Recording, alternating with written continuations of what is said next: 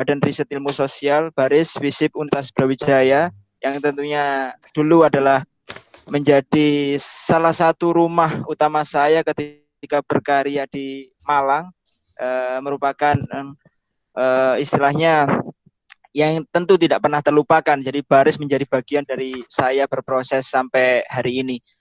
Terima kasih, senang bisa bertemu dengan teman-teman semua di masa pandemi seperti saat ini. Saya tadi di materi saya ini sudah memberikan beberapa istilahnya hashtag atau tagar. Tadi sudah disampaikan bahwa berkarya di rumah, tapi saya juga menyampaikan bahwa ada dua kata kunci di masa pandemi ini yang kita harus bisa optimalkan, yakni adalah berkarya dari from home dan juga berprestasi work from home. Jadi ini merupakan momentum yang tepat bagi kita semua.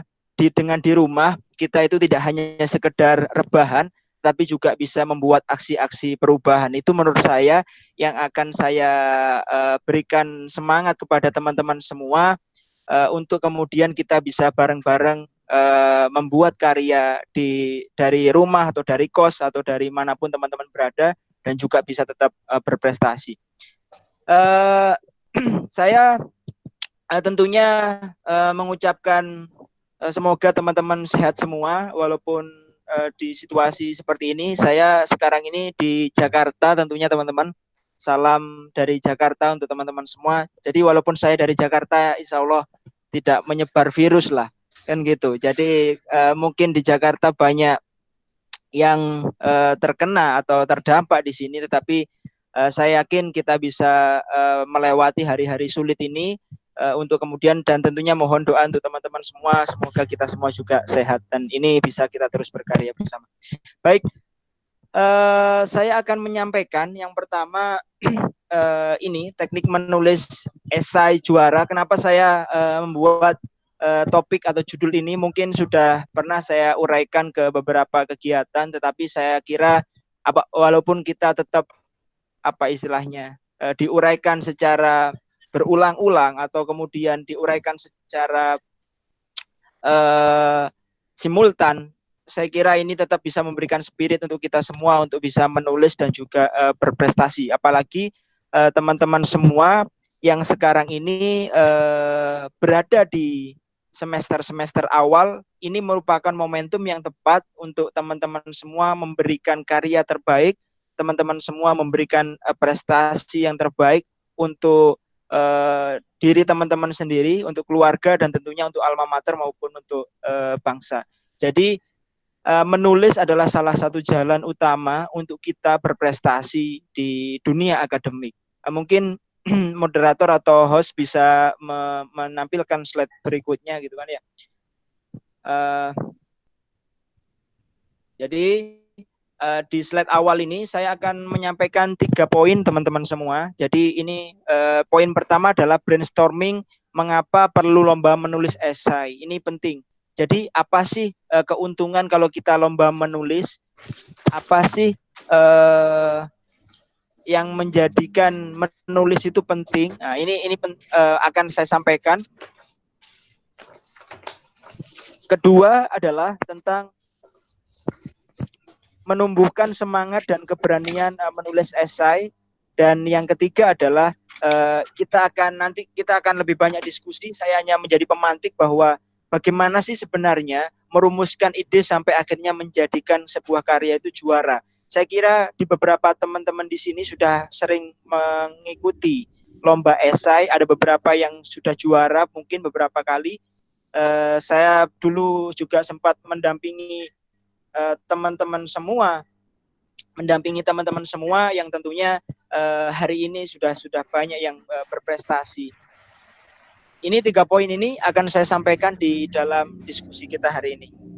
Baik, kita lanjut ke slide yang selanjutnya. Ini teman-teman semua, di awal tadi saya sudah menekankan bahwa menulis itu adalah keniscayaan yang tak terhindarkan dalam ruang akademik. Jadi ini menurut saya catatan yang penting untuk kita semua ini menurut saya catatan yang penting untuk kita semua, bahwa menulis adalah tidak bisa terhindarkan di dalam kita kalau sudah masuk di ruang kampus. Jadi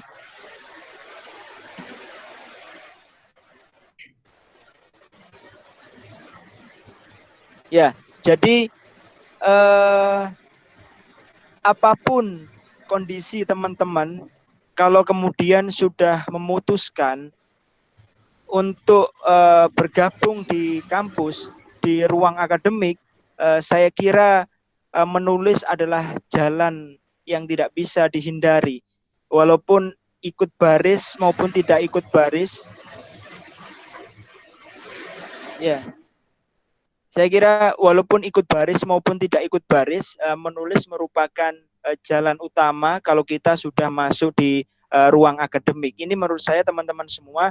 Jadi walaupun kita nanti ngikuti LSO apapun, teman-teman semua misalnya mengikuti apa istilahnya, teman-teman semua mengikuti aktivitas-aktivitas yang lain, tapi menurut saya menulis adalah jalan utama kalau kita sudah memutuskan di ruang akademik.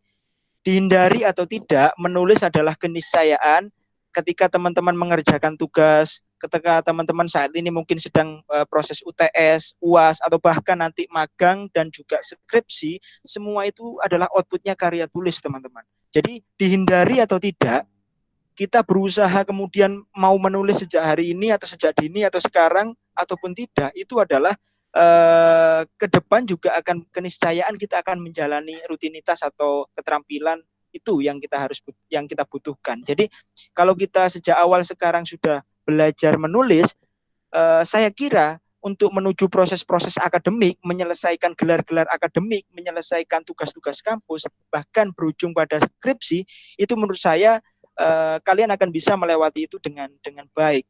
Karena itu saya alami ketika dulu berproses di kampus. Baik, untuk selanjutnya di slide berikutnya. Ya, yang berikutnya ini tadi saya menyampaikan ke teman-teman semua, menulis adalah sebuah keniscayaan. Saya tadi menyampaikan brainstorming bahwa apa sih alasannya kok kita harus ikut menulis. Menurut saya gini teman-teman semua, kalian itu harus sebagai seorang individu, seorang mahasiswa, seorang ya manusia bahkan, itu harus punya identity atau harus punya mungkin bahasa komunikasinya itu personal branding.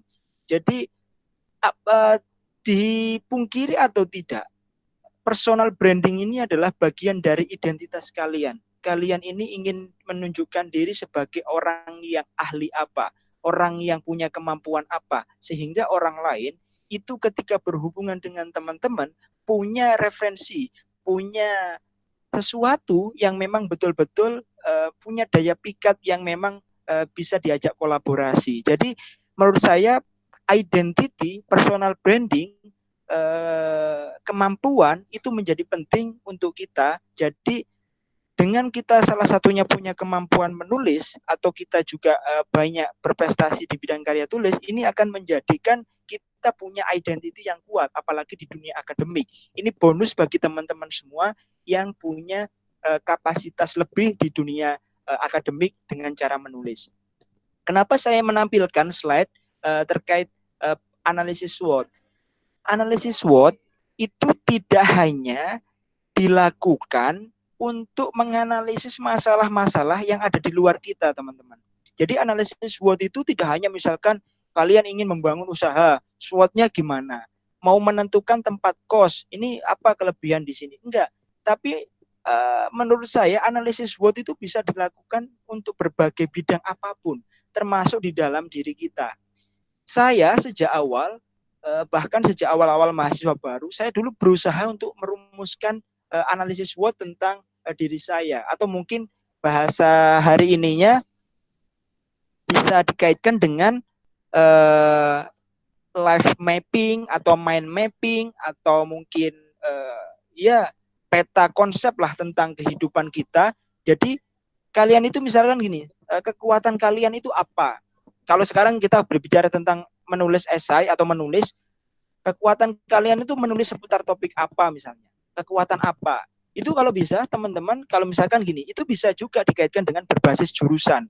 Kalau kalian anak HI misalkan, berarti strength-nya adalah kemampuan besarnya, kapasitasnya adalah di dunia misalkan ke-HI-an, misalnya tentang diplomasi, tentang kerjasama luar negeri atau politik bilateral dan itu kalau bisa teman-teman kuasai di bidang itu, bahkan di HI mungkin dipecah-pecah bisa banyak, nanti turunannya itu bisa banyak. Itu kalau bisa teman-teman harus punya otoritas akademik dengan cara kemampuan apa yang teman-teman ingin tonjolkan. Jadi kalau saya misalkan ya, contohnya untuk saya sendiri, saya senang di dunia misalkan komunikasi politik. Jadi saya akan menulis seputar itu, menulis tentang komunikasi politik, menulis seputar sesuatu yang saya minati, budaya dan yang lain itu. Jadi menulis bisa beragam atau berbagai topik, tetapi kalian harus punya otoritas akademik untuk kemudian menulis keminatnya di bidang apa. Itu menurut saya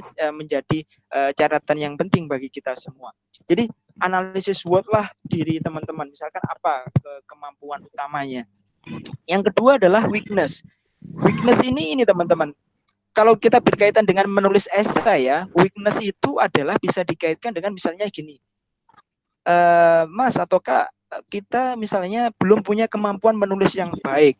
Bagaimana? Apakah bisa menulis atau bisa ikut lomba esai? Bisa. Berarti ini jadikan weakness kalian. Berarti kalau kemampuannya minim, lakukan gerakan-gerakan akseleratif dengan cara ngikut dengan tim yang kemudian misalkan tim tertentu ini punya orang yang memang punya kemampuan menulis lebih, sehingga kalian bisa sifatnya menjadi anggota terlebih dahulu untuk kemudian weakness ini bisa di diatasi teman-teman. Jadi weakness itu bukan dimaksudkan untuk dihindari, tidak. Segala kelemahan itu tidak untuk dihindari, tapi segala kelemahan itu untuk diatasi dan diselesaikan dengan kekuatan yang tentunya bisa bersumber dari orang lain dan juga apakah nanti ke depan bisa menguatkan kemampuan kita. Jadi weakness itu, Kak, misalkan saya mau lomba tentang topik ini, saya tidak punya kemampuan bidang itu. Solusinya simpel saja, kalian bergabung dengan tim itu. Jadi ngikut saja. Seorang tokoh-tokoh besar, seorang pengusaha-pengusaha besar, itu awalnya dulu pernah menjadi pekerja salah satunya. Dia ngikut beberapa tahun, tapi dia memutuskan untuk setelah beberapa tahun tidak menjadi pengikut saja, tapi kemudian dia bisa membangun usahanya sendiri. Itu sama dengan teman-teman atau menjadi penulis. Awalnya teman-teman ikut menjadi anggota, tapi lambat laun pelajari konsep-konsep atau cara-cara menulis, akhirnya kemudian teman-teman akhirnya nanti bisa independen, kemudian nanti bisa berdikari dengan cara penulisan teman-teman sendiri. Itu menurut saya bisa bertahap. Jadi dulu kita itu punya cara mengatasi weakness itu dengan cara membidik orang-orang yang punya kemampuan lebih, punya prestasi lebih, kita menjadi bagian dari circle itu teman-teman. Jadi cara mudahnya seperti itu. Terus yang ketiga ada opportunity ya, atau kesempatan atau peluang. Peluang itu maksudnya apa? Peluang itu maksudnya adalah ketika kita mau lomba, sebenarnya gini, dalam 1 tahun itu banyak sekali peluang teman-teman. Saya kira mungkin dalam sebulan itu lebih dari 5-10 lomba pasti diadakan ya. Biasanya kalau mungkin sekarang di situasi pandemi mungkin agak berkurang, tapi saya kira secara normal lomba itu tidak pernah putus, pasti lomba itu selalu ada. Dan itu kalau bisa teman-teman, saya kira Baris dan juga beberapa komunitas sudah membuat catatan-catatan atau melis daftar lomba di bulan ini, daftar lomba di bulan apa, misalkan di Juni, Maret, April, Desember. Itu akan kemudian kita punya kalender lomba atau istilahnya punya timeline lomba yang kemudian memacu kita untuk terus bergerak mengeksekusi lomba-lomba itu. Itu penting teman-teman. Jadi kalau dulu saya itu punya, ya walaupun tidak bisa saya jalani secara optimal, tapi dulu saya punya prinsip yang namanya itu one month one competition teman-teman. 1 bulan mengikuti 1 lomba, juara atau tidak itu diikuti. Nah, jadi seperti itu.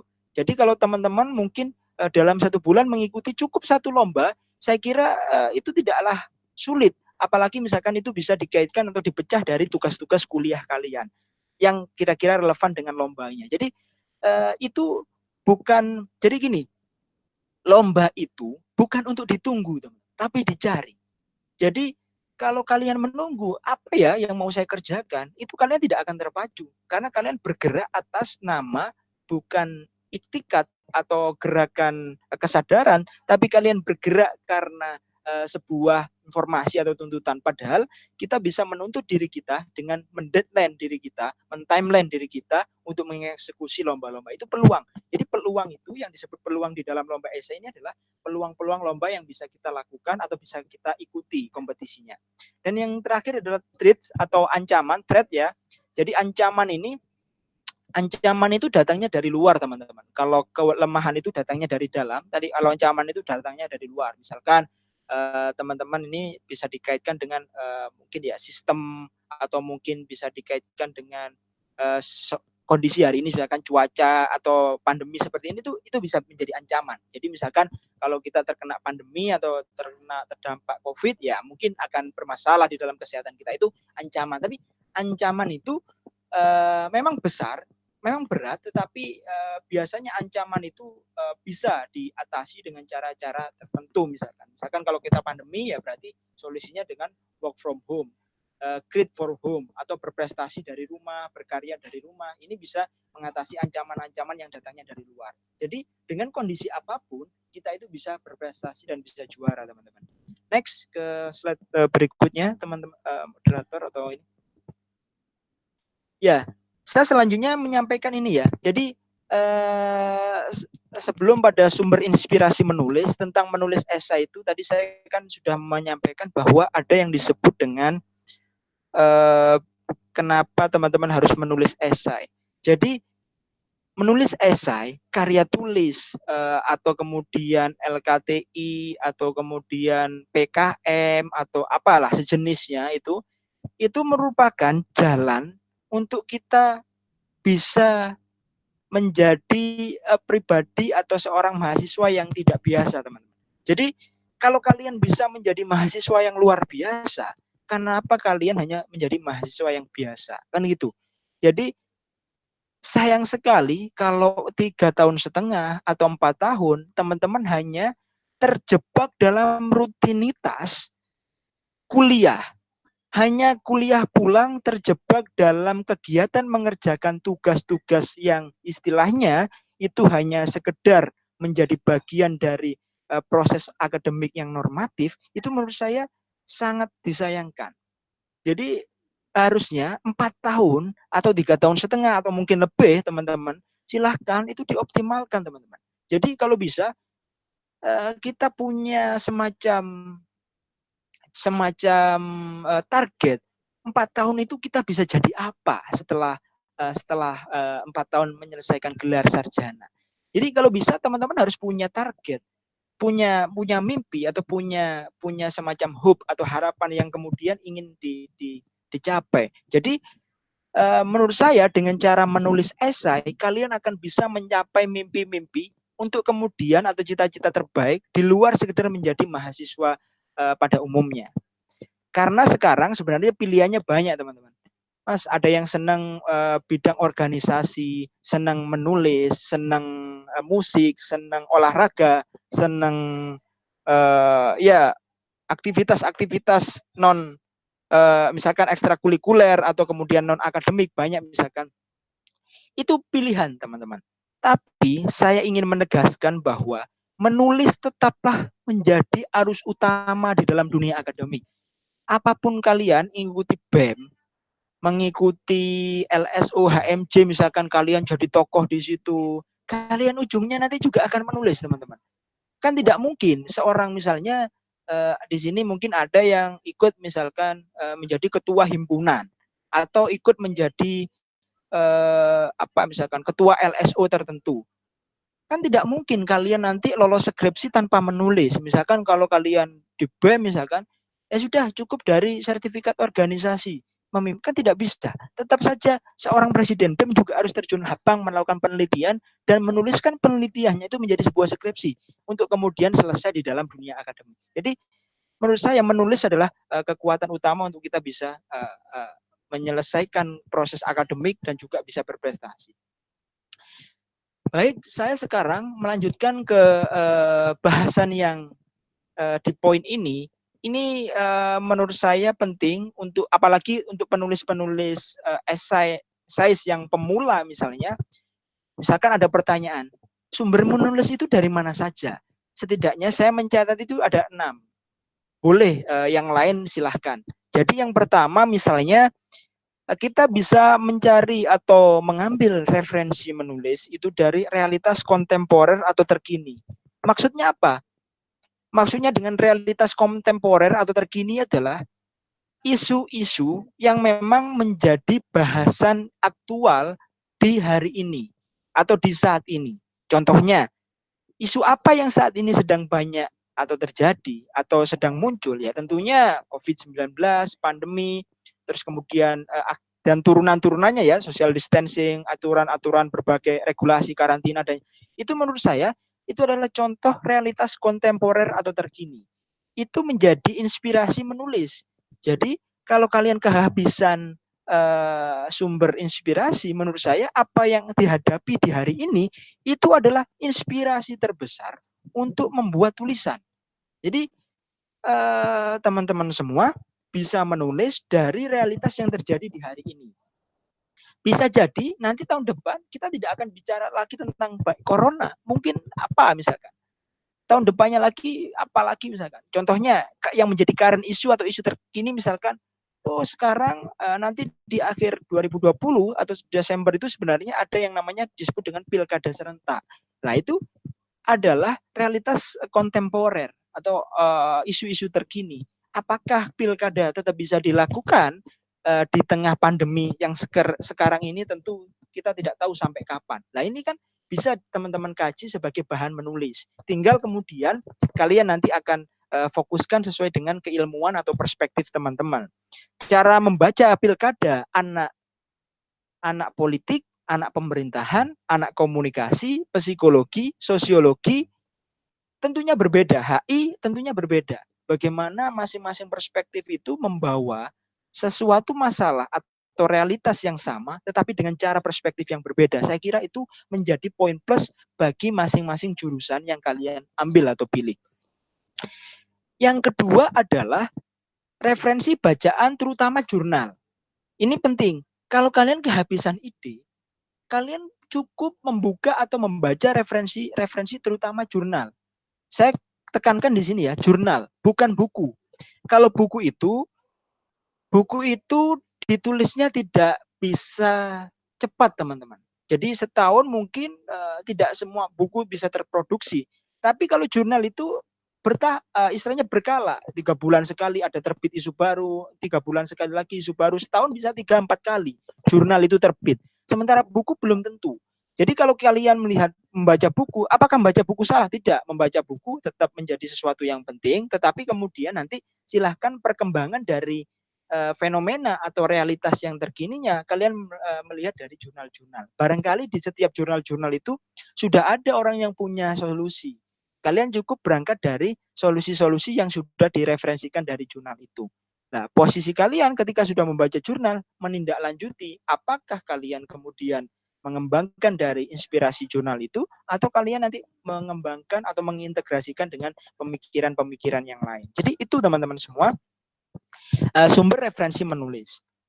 Yang ketiga, esai itu bisa ditulis dari mana? Esai itu bisa ditulis juga dari permasalahan sehari-hari. Jadi kalau sekarang ya contohnya misal gini, kalian kesulitan ya di rumah. Jadi work from home itu tidak bisa dilakukan oleh semua profesi, teman-teman.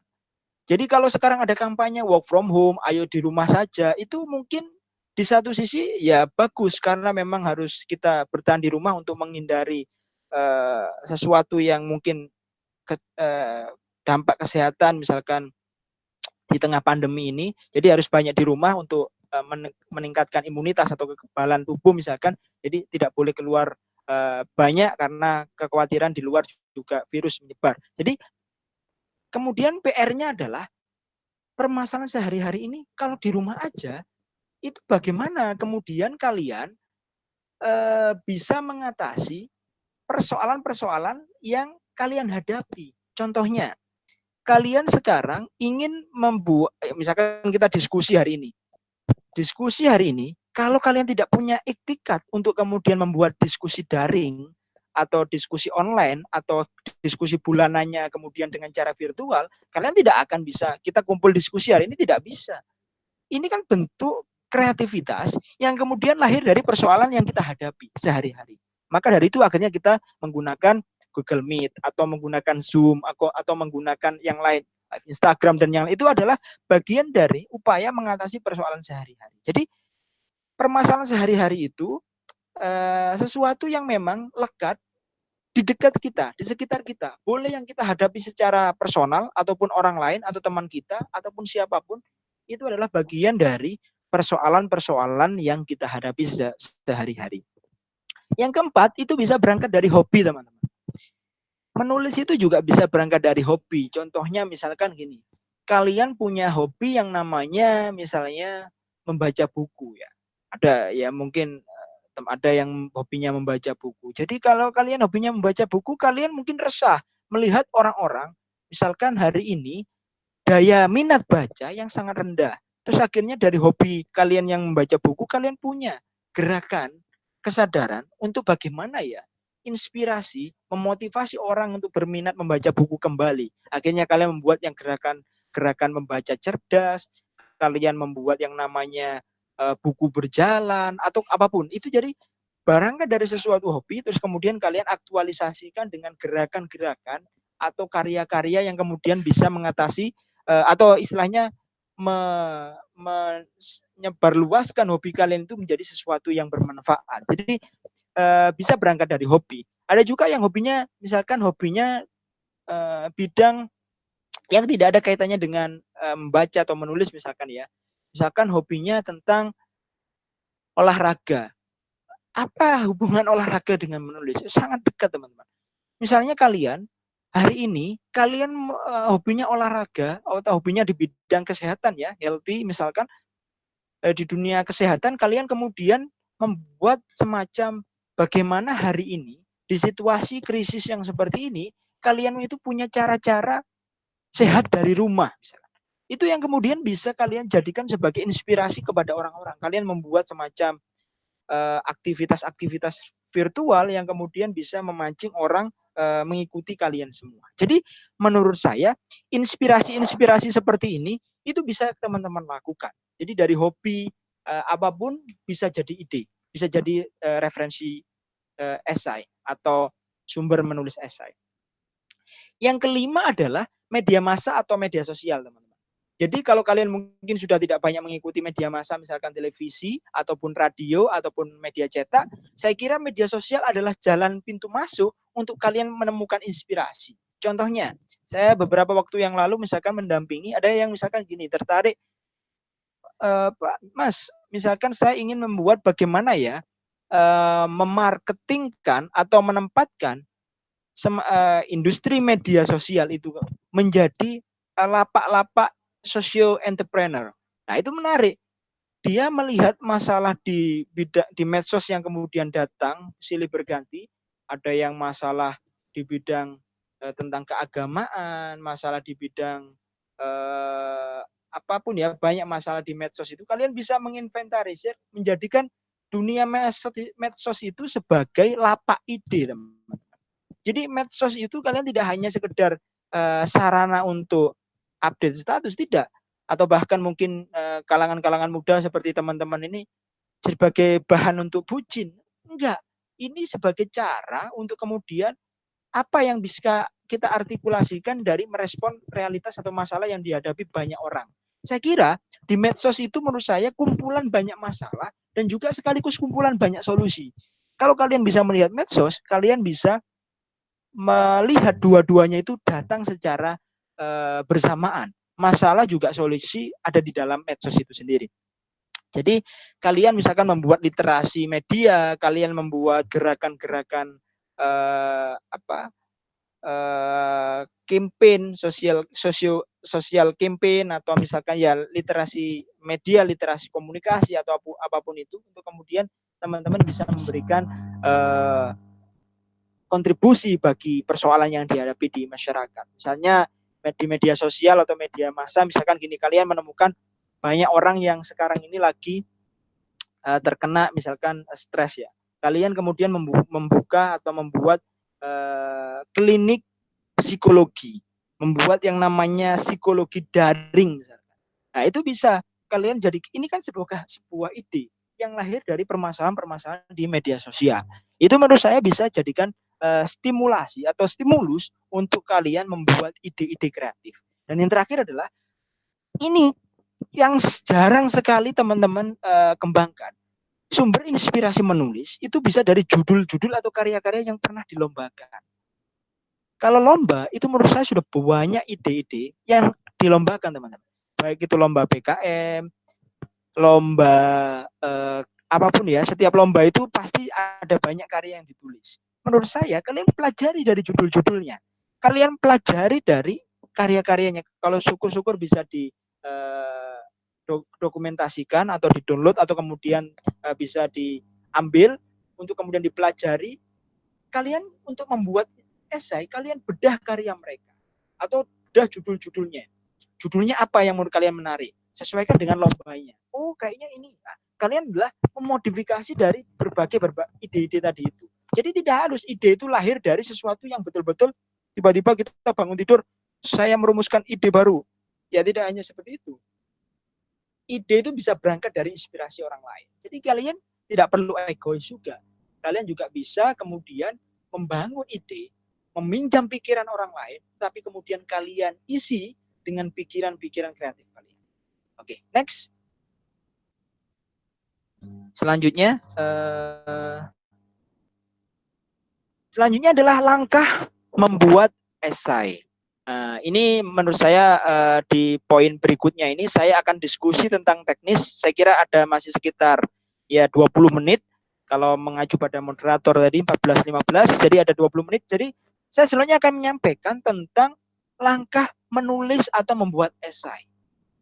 Kalau ada pertanyaan nanti, semoga ini bukan yang ditanyakan, tapi yang ditanyakan justru yang lain-lain ya. Nanti misalnya ini, kalau kita sebagai pemula, langkahnya bagaimana? Atau mungkin nggak harus pemula, siapapun yang pernah lomba, menurut saya setiap lomba itu adalah tantangan baru. Tidak ada orang pakar lomba atau kemudian orang yang betul-betul sudah istilahnya, oh ini sudah lombanya sudah luar biasa. Jadi tetap saja di setiap lomba itu punya tantangan-tantangan yang baru. Jadi langkah membuat esai, pertama itu jangan mencari ide, bukan. Langkah membuat esai yang utama adalah kalian mencari lombanya dulu. Ini yang penting. Jadi bukan berbondong-bondong mencari ide apa, mencari apa, inspirasi menulis apa, enggak. Yang pertama kita harus lakukan itu adalah mencari lombanya dulu. Ini penting. Karena apa? Kalau kita hanya mencari ide, kekhawatirannya nanti hanya berujung di ide tanpa kalian eksekusi, artikulasi di dalam proses menulis berkarya. Menurut saya yang pertama adalah mencari lomba esainya dulu. Kalian kumpulkan. Makanya tadi ada yang disebut kalender lomba tadi itu memudahkan kalian. Bulan ini ada sekian lomba, bulan ini sekian lomba. Kalian boleh ikuti yang memang sesuai minat kalian. Jadi yang pertama adalah langkahnya itu mencari lomba esainya dulu.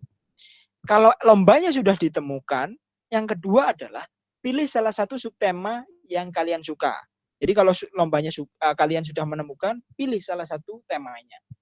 Kalau di dalam lomba itu nggak ada yang sesuai, kalian nggak usah ikuti lomba itu. Kalian bisa ngikuti masih banyak kompetisi-kompetisi yang lain. Jadi jangan memaksakan diri juga.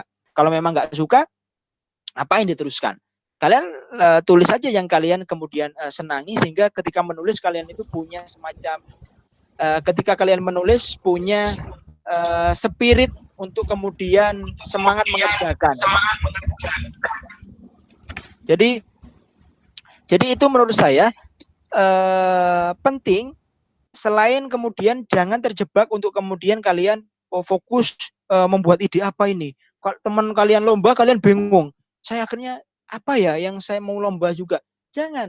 Kalian tetap fokus menyusun atau membuat semacam apa istilahnya esai apa yang kemudian kalian minati. Jadi menurut saya itu lebih utama teman-teman. Jadi itu lebih utama daripada kalian kemudian bingung kemudian mencari ide. Temannya lomba bingung mencari ide. Setelah idenya ditemukan, kalian tidak jadi lomba karena lombanya tidak sesuai mungkin. Kalian mungkin akhirnya sekedar akhirnya kalian mudah menyerah. Hanya berujung pada gagasan-gagasan yang tanpa proses di dalam kepenulisan yang utuh. Yang kedua adalah tadi memilih tema ya, temanya apa? Misalkan kalau kalian senang topik tentang apa ya misalkan, topik tentang mungkin dari kalian ada yang ikut misalkan gerakan anti korupsi, misalkan kalian suka topik-topik anti korupsi, nah, kalian cari lomba-lomba yang bisa berkaitan dengan sana.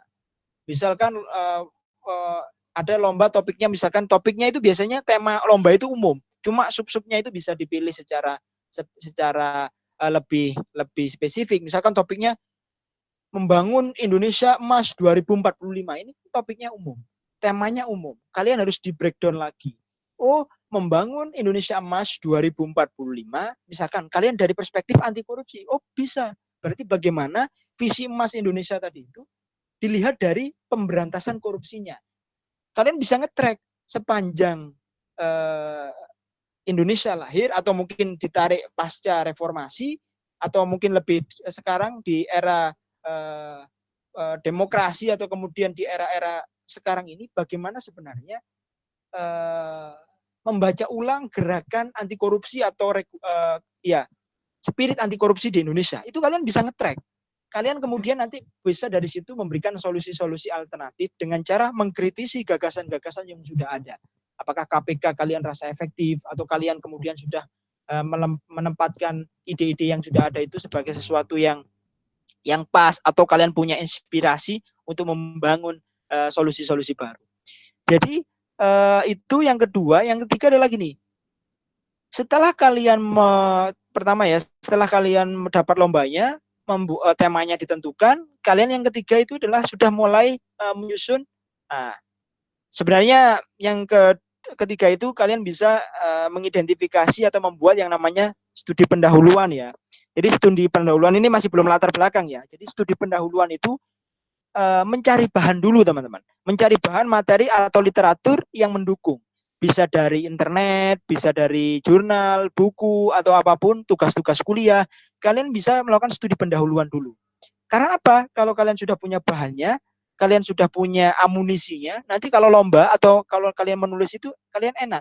Tinggal istilahnya kalau mau masak itu sudah bahan tersedia, tinggal mengolah.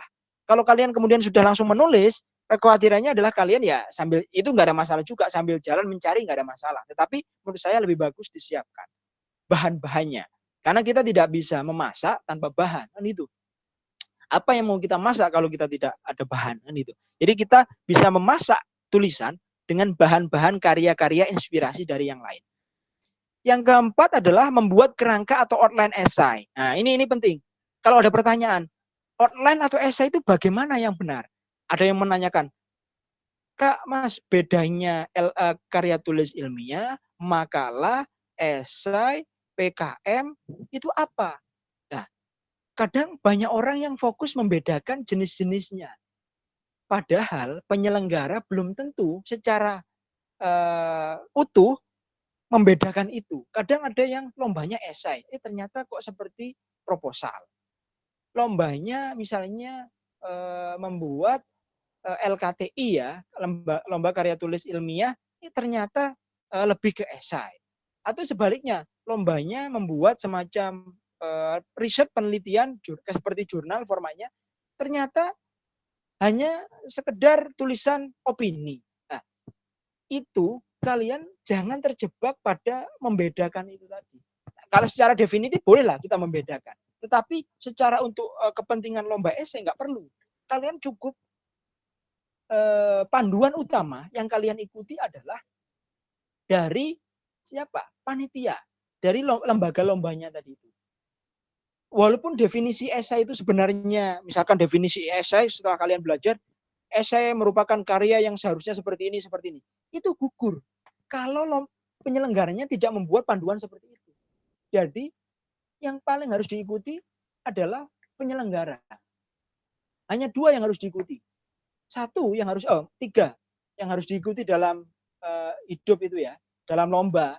1 yang harus diikuti adalah Tuhan, nah gitu kan ya. 2 orang tua kalian, yang ketiga baru penyelenggara kan gitu.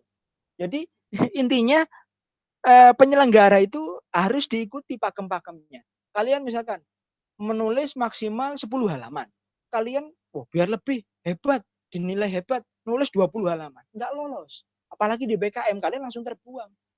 Jadi panduan utama itu dari penyelenggara. Secara umum esai itu isinya sebenarnya ya simple. Pendahuluan, isi, penutup. Tapi nanti kita bermain cantik. Tidak kemudian ditulis pendahuluan, isi, penutup. Biar tidak boring, kita bermain menggunakan narasi-narasi subbab yang menarik. Itu teman-teman. Next, kita lanjut. Poin selanjutnya, ini saya kira nanti tepat waktunya.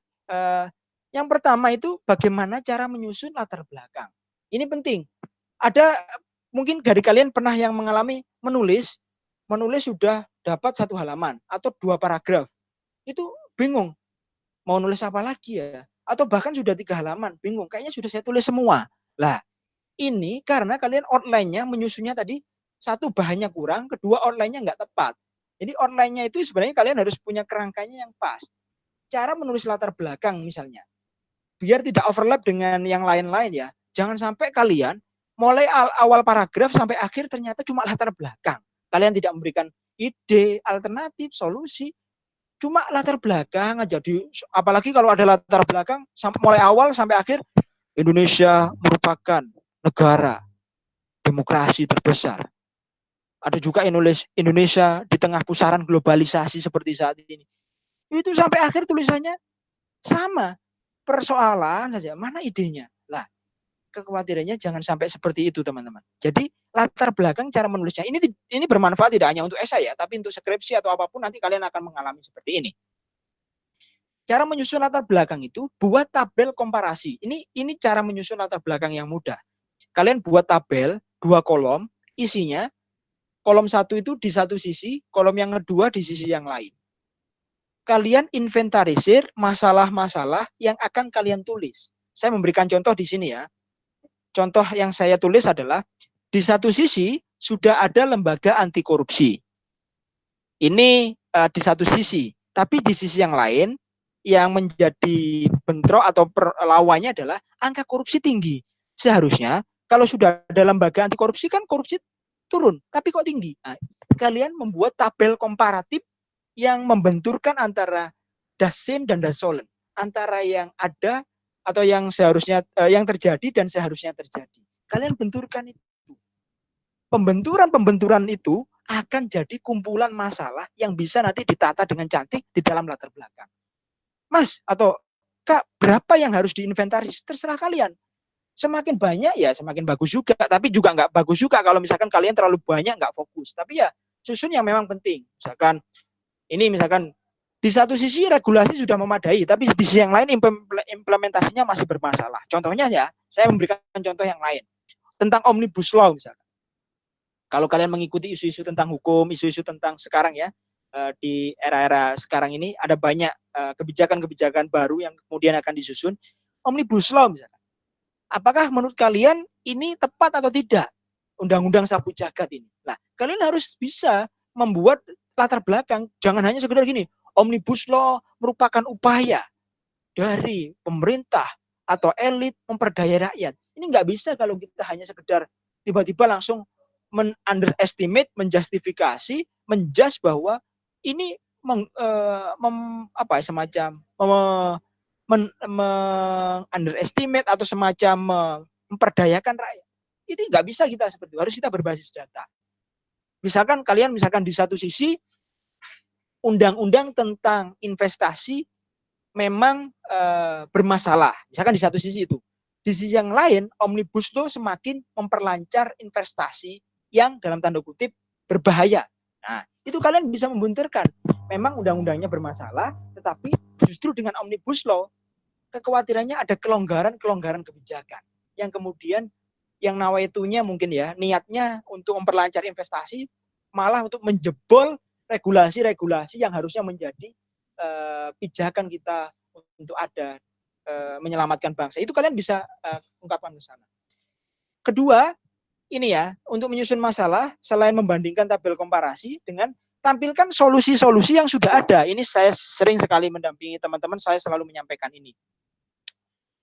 Tampilkan solusi-solusi yang sudah ada untuk selanjutnya dijadikan justifikasi memunculkan solusi lain. Jadi kalian kalau punya ingin solusi baru, kalian itu harus mempersoalkan solusi yang lain. Contohnya gini, kalian ini bukan bermaksud cara jahat. Ini misalnya gini ya, kalian untuk dianggap misalnya gini ya, ide kalian itu perlu kalau kalian telah dalam tanda kutip menggugat atau mempersoalkan bahwa solusi yang sudah ada itu belum efektif. Jadi kalau kalian misalkan memandang bahwa KPK itu belum bisa mengentaskan korupsi, kalian harus bisa memberikan solusi alternatif. Nggak bisa kalian tiba-tiba membuat yang namanya regulasi hukum mati. Kalian tidak bisa tiba-tiba ahistoris tiba-tiba menyusun ide itu. Tapi kalau bisa kalian persoalkan dulu ide-ide yang sudah ada. Kalian inventarisir. Masalahnya ini, solusi yang sudah ada selama ini apa? Di daftar, ini. Ayo kalian highlight yang paling menonjol. Kalian persoalkan dari situ. Nanti kalian uraikan dari solusi yang akan kalian tawarkan. Jadi kalian itu harus dalam tanda kutip membenturkan kesalahan-kesalahan solusi yang sudah ada untuk kalian berikan solusi yang baru. Yang selanjutnya adalah perkuat semua argumen dengan data. Ini penting teman-teman. Jangan sampai referensinya itu Wikipedia, Blogspot, jangan sampai ya. Ada lomba itu ya pasti kalian bermasalah. Jadi kalau bisa kalian berangkatlah dari data. Contohnya gini, kalian ngomong angka korupsi banyak, itu nggak bisa. Tiba-tiba kalian bilang gini, Indonesia merupakan negara paling korup di Asia. Nggak bisa. Kalian harus bilang, kalau itu memang jadi argumen boleh, tapi harus diperkuat dengan data. Pilihannya adalah berangkat dari data dulu atau berangkat dari opini kalian, tapi opini kalian yang dikuatkan dengan data. Kalau berangkat dari data, contohnya gini. KPK merilis per 20 Maret 2020 mengatakan bahwa angka korupsi Indonesia sudah menyentuh ini, data dari KPK. Nah, itu kalian berangkat dari data dulu. Nanti silahkan dipertajam dengan opini kalian. Atau berangkat dari opini kalian. Indonesia merupakan negara terkorup di Asia. Nah, PR-nya kalian harus dikunci dengan data. Hal ini ditunjukkan dengan angka dari rilis KPK yang mengatakan bahwa ini. Nah, jadi paragraf itu isinya adalah kombinasi antara opini atau pendapat kalian dengan data. Kalau itu didialektikakan, nah, itu adalah bisa menjadi paragraf atau bangunan kalimat yang utuh, yang kuat. Next. Nah, lanjut. Ini cara menyusun isi. Tadi cara menyusun latar belakang, sekarang cara menyusun isi. Bagaimana cara menyusun isi? Kalau latar belakangnya sudah diungkap, menyusun isinya seperti ini. Menyusun isi itu kalian yang pertama adalah tentukan solusi yang Anda pilih. Nah, solusi kalian itu adalah solusi yang benar-benar baru, solusi yang sudah ada, atau solusi yang memang mengintegrasikan dari solusi-solusi yang ada. Contohnya ya, ini betul-betul sebelumnya belum ada. Kalian berarti itu yang disebut solusi baru. Kalau solusi yang sudah ada, kalian perlu keterpaduan dengan yang lain, misalkan solusi yang sudah ada ini, misalkan MRT, tapi kalian perlu mengintegrasikan dengan transportasi yang lain. Nah, itu berarti kalian memodifikasi atau mengintegrasi solusi yang ada. Jadi solusi itu bisa betul-betul pure baru, tapi bisa juga mengadaptasi dengan negara-negara lain atau yang sudah ada untuk diintegrasikan. Dalam membuat isi bisa dibuat dalam beberapa subbab. Jadi isi itu tidak hanya ditulis isi pembahasan, enggak, tapi kalian bisa membuat dalam bentuk subbab. Subbab-subbab yang menarik. Misalnya isinya itu ditulis gini. Misalkan korupsi ya, langkah antisipatif menangkal korupsi. Nah, itu boleh jadikan subjudul isi. Nanti subjudul yang lain bisa ditulis yang lain, misalkan teknologi anti korupsi atau apa. Jadi boleh satu dalam isi itu ada beberapa subbab boleh, atau satu subbab juga boleh. Kaitkan dengan program daerah atau pemerintah. Ini saya sudah sering ulang-ulang ya. Kalau kalian punya ide itu kaitkan dengan, agar kalian itu tidak ahistoris atau tidak kosong atau tidak atau biar kalian itu hadir berinteraksi dengan berbagai orang-orang lain yang sudah ingin memberikan solusi juga. bisa dikaitkan dengan peraturan daerah, bisa dikaitkan dengan peraturan nasional, gagasan-gagasan nasional ataupun internasional. Yang terakhir adalah pastikan setiap paragraf itu nyambung. Nah, jadi jangan bilang ini misalkan nulisnya paragraf awal apa, paragraf kedua apa, itu nggak nyambung. Kalau bisa, kalau bisa menyusunnya itu harus koheren. Caranya gimana menulis agar nyambung? Tunjukkan kelebihan ini, tunjukkan kelebihan solusimu dibanding solusi-solusi yang sudah ada. Tidak harus berlebihan. Jadi tidak harus memuji-muji solusi kita sendiri, nggak harus. Solusi ini merupakan solusi yang paling hebat ada di dunia. Nggak perlu. Kalian cukup menunjukkan dengan mengkritisi gagasan orang lain, kemudian memberikan judul apa narasi-narasi yang optimis atau positif dari ide kita itu sudah bagus. Nggak perlu menghiperbolakan yang sampai terlalu berlebihan. Jadi tidak bagus juga sesuatu yang berlebihan. Gitu. Jadi kalau tulisannya agar nyambung itu harus ke sana. Next, lanjut. Ini cara menyusun penutup, pas ya dari moderator.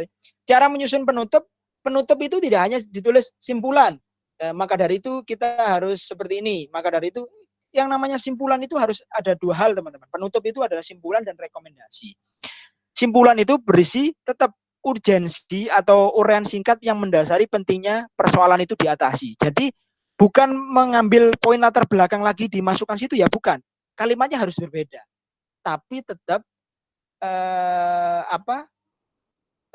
uraian singkat itu dijadikan sebagai urgensi yang mengatakan bahwa solusi kalian itu penting. Contohnya gini, kalian kalau di awal tadi mengungkapkan dengan data, kalau di simpulan tidak perlu data, cukup misalkan kalian bilang bahwa angka korupsi yang semakin misalkan angka korupsi yang semakin mendesak untuk diatasi karena tadi itu ya, maka perlu solusi-solusi alternatif apa.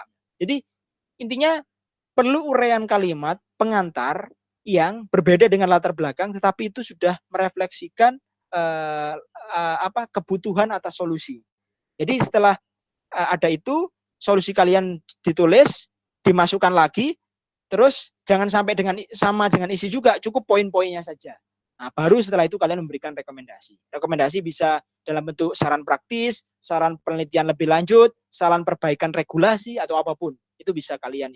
Atau signifikansi akademik, signifikansi praktis. Next. Lanjut.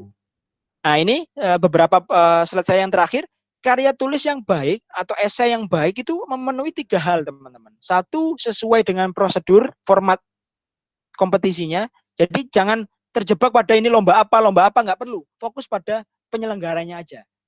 Jadi kalau kalian lomba PKM, kalian jangan menggunakan format esai. Harus disesuaikan dengan panduan PKM.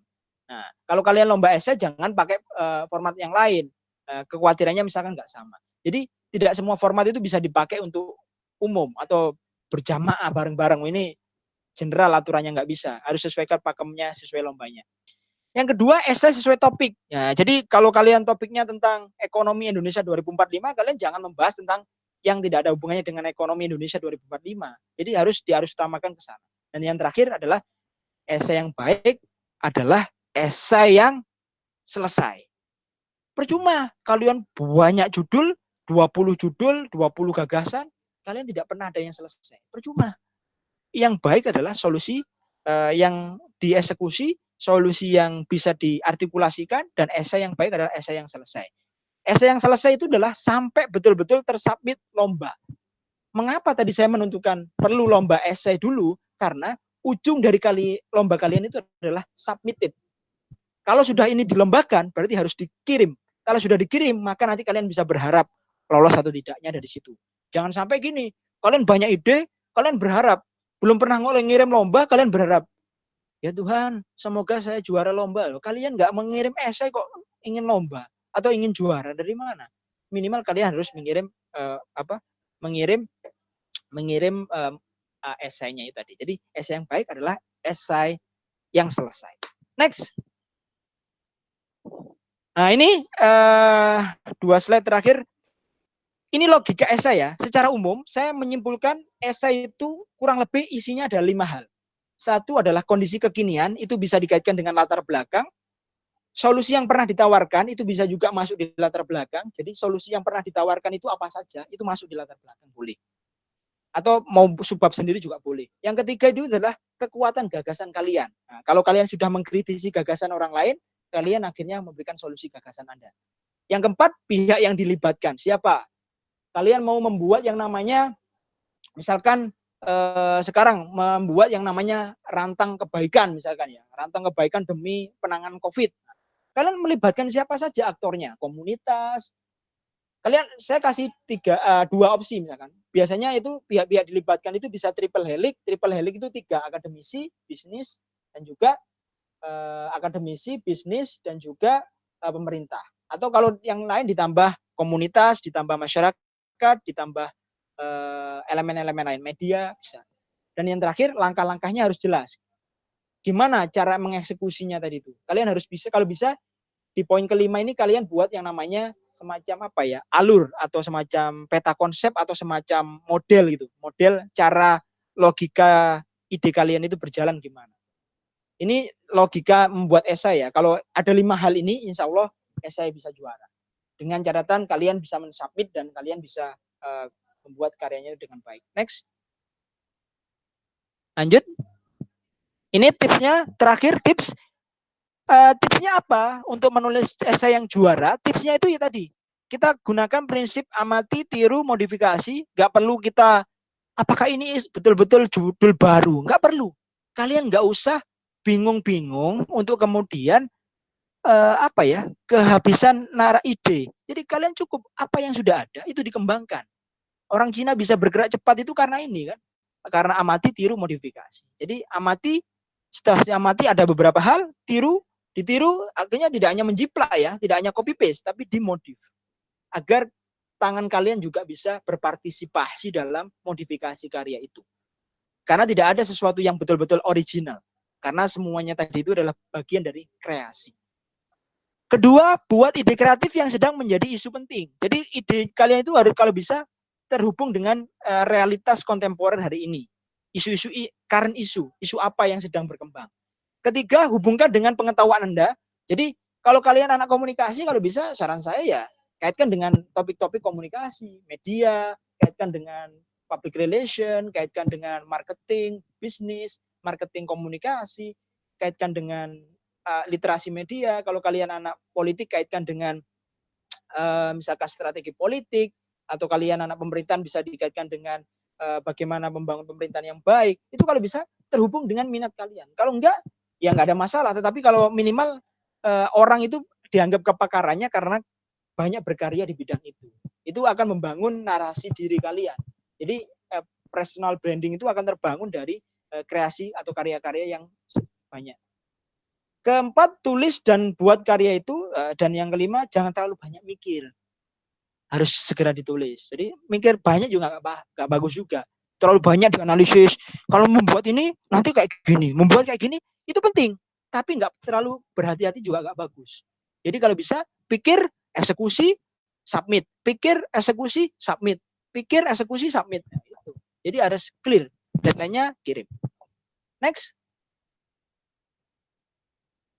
Nah ini ya, membuat judulnya yang bagus, nanti kita bisa tanya jawab, karena waktunya sudah habis, nanti kita bisa tanya jawab. Ini judulnya kalau biar bagus, kalian harus memunculkan kata-kata kreatif, menstimulus minat baca, nanti kita bisa bermain judul yang menarik. Intinya di dalam judul itu harus ada 3 poin minimal. Minimal itu bisa terkait dengan ide kaliannya itu apa, bisa bentuk akronim, singkatan, ya. Idenya kalian apa, manfaatnya untuk apa, dan konsep yang dipakai itu apa. Contohnya misalkan ya, kalian punya judul misalkan tentang korupsi ya, buat yang namanya jaringan anti korupsi. Disingkat apa?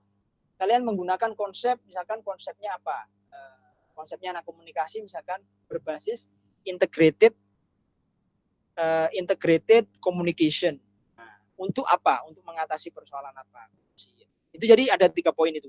Ada judul kalian apa, ide kalian apa, berbasis apa, terus tujuannya apa. Itu minimal itu, tapi bisa kita kombinasi. Next. Nah, ini ya, penting buat timeline teman-teman, buat timeline. Ini saya bacakan ya, buat timeline, bagi waktu antara mengerjakan tugas kuliah dengan ikut kompetisi. Jangan main medsos aja. Ini penting. Penting teman-teman. Kalau kalian, saya nggak ada waktu, kemarin belum masa corona kalian bilang nggak ada waktu karena sibuk, harus banyak rapat, kegiatan. Sekarang sudah nggak ada rapat. Rapat semua daring. Kalian bisa sambil tidur-tiduran. Kalian bisa sambil online santai. Masa nggak ada waktu juga? Karena semua orang itu pasti basicnya sibuk. Tapi bagaimana lomba itu bukan menunggu waktu luang, tapi meluangkan waktu. Nah ini ya catatan saya. Lomba itu bukan menunggu waktu luang, tapi meluangkan waktu. Next. Jangan main medsos saja. Next.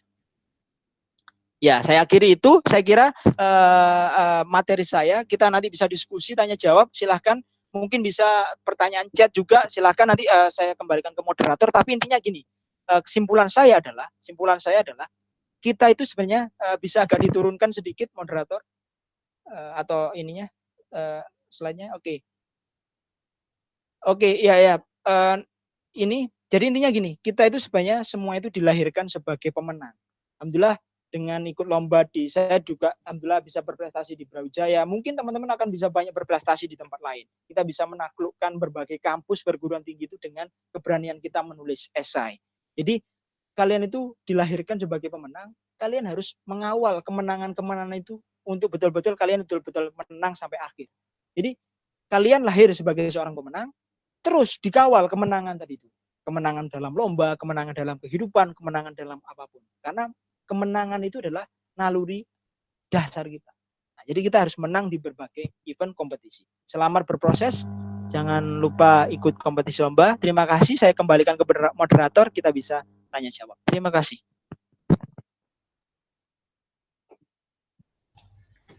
Oke, terima kasih kepada Mas Ferdi yang telah memberikan materinya yang cukup hebat ya.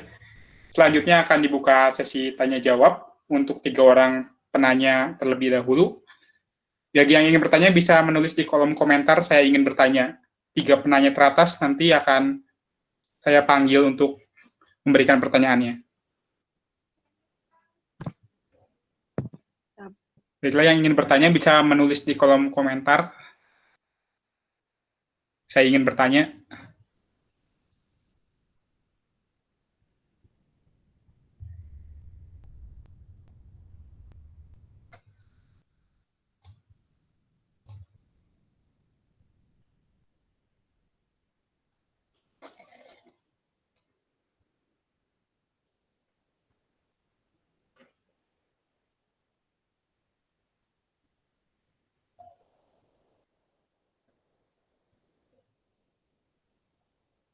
Saya dipersilahkan kepada teman-teman semua bila ingin bertanya untuk menulis saya ingin bertanya. Ya, dari Abdi Raffi Akmal. Silakan pertanyaannya mau ditulis di situ atau open mic untuk berbicara. Oke, ini boleh langsung tanya ya ke Mas Ferdi? Iya. Hey. Mana Abdi? Kabarnya Abdi? Waduh Abdi. Baik Mas. Di mana ini sekarang? Di Malang atau di mana? Masih di Malang Mas. Nggak pulang kampung? Nggak pulang, masih magang saya Mas. Magang ya? Mas, saya mau tanya Mas. Yang hal isi tadi Mas. Kan kalau di isi itu saya bacanya langsung masuk ke solusi ya Mas. Jadi di dalam isi itu langsung masuk ke solusi. Nah, yang saya tanyakan itu, begitu masuk ke bagian isi, sebaiknya itu digambarkan apa pengantar yang pas itu kayak gimana Mas? Apakah langsung kita ujuk-ujuk langsung, oh ini solusi kita di paragraf pertama pembahasan itu atau gimana Mas? Nangkep gak Mas pertanyaannya? Oke, nangkep. Ya, Udah nangkep. itu deh Mas.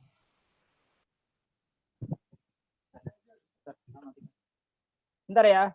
Oke, sebentar. Nih.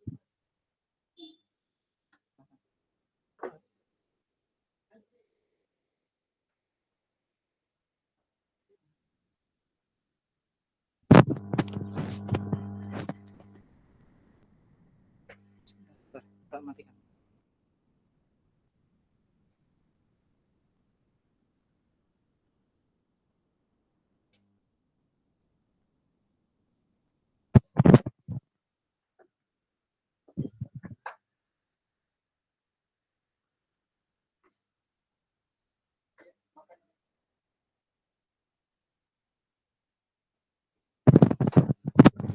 Oke, baik, saya akan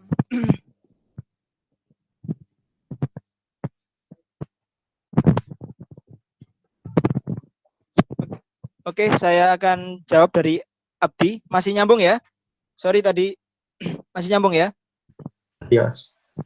Oke. Jadi apakah sebenarnya di solusi tadi langsung kemudian tiba-tiba kita langsung memberikan solusi? Tadi sebenarnya gini. Logika yang harus dibangun itu sebenarnya kita waktu menyusun esai itu kan setelah bangunan dari dari logika masalah sudah kita jelaskan. Jadi latar belakang itu isinya kurang lebih 2 poin ya, mengidentifikasi benturan-benturan apa yang terjadi dan seharusnya terjadi. Yang kedua adalah solusi yang sudah ada, itu bisa ditaruh tetap di latar belakang. Nah, kemudian waktu masuk isi, kita tidak langsung tiba-tiba, ini solusi saya, tidak. Untuk mengantarkan itu, kalian bisa mengambil poin intisari dari solusi yang sudah ada, itu tetap diolah kembali, tapi dengan kalimat yang berbeda tentunya ya. Jangan kemudian langsung dikopas, masukkan ke sana, enggak. Tapi kalau kalian bisa mengambil dari solusi yang sudah ada tadi itu, intisarinya apa? Jadi kalau di latar belakang hanya fokus menyampaikan bahwa menyampaikan solusi-solusi yang sudah ada, tapi di isi ini kalian bisa memberikan kritik-kritiknya. Jadi misalkan ya, contohnya saya ingin membuat solusi tentang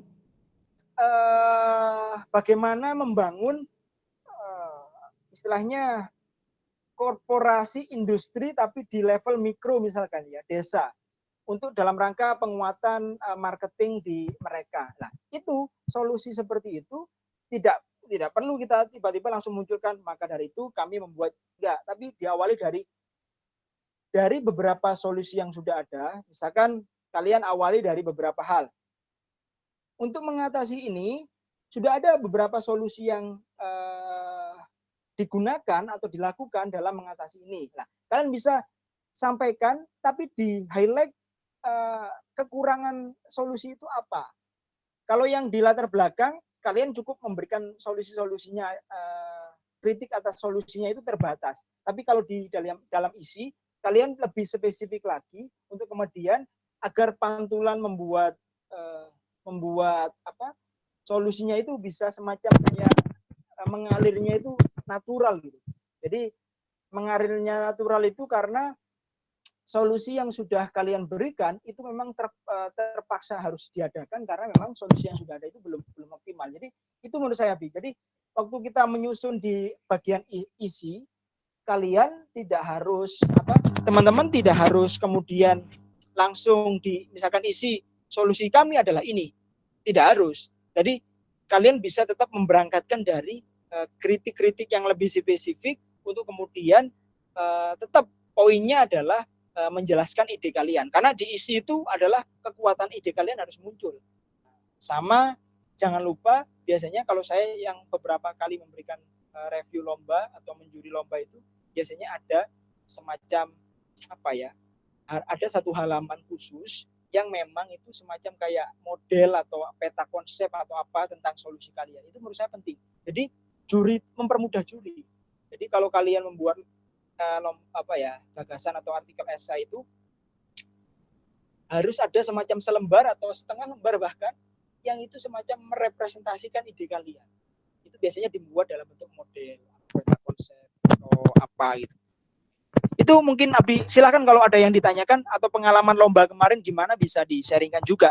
Karena tipologi lomba bisa berbeda, tetapi saya kira setiap saya mereview lomba biasanya banyak yang ke sana.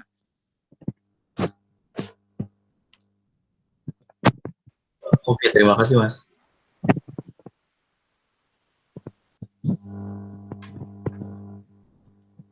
Silakan yang lain. Selanjutnya teman-teman kalau ada yang mau bertanya lagi bisa menulis di kolom komentar. Saya ingin bertanya dari Regina Cita Berdida. Dipersilakan untuk memberikan pertanyaannya.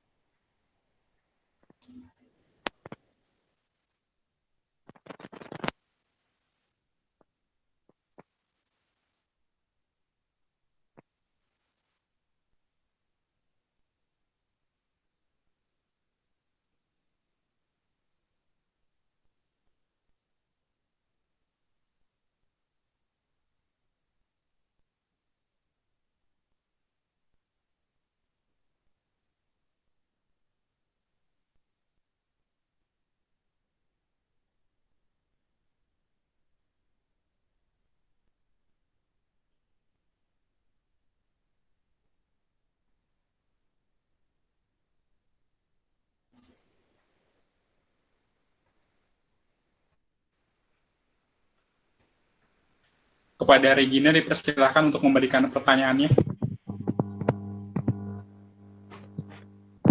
Oh ya, maaf gak kedengeran ya itu tadi. Iya. Ya, belum. Ya, ya maaf ya.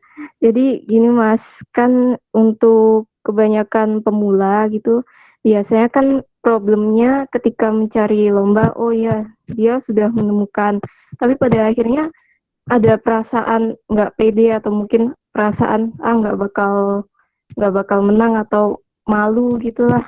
Nah sebenarnya gimana sih Mas cara membangun kepercayaan diri biar kita itu optimis untuk mengikuti lomba? Itu aja Mas. Terima kasih.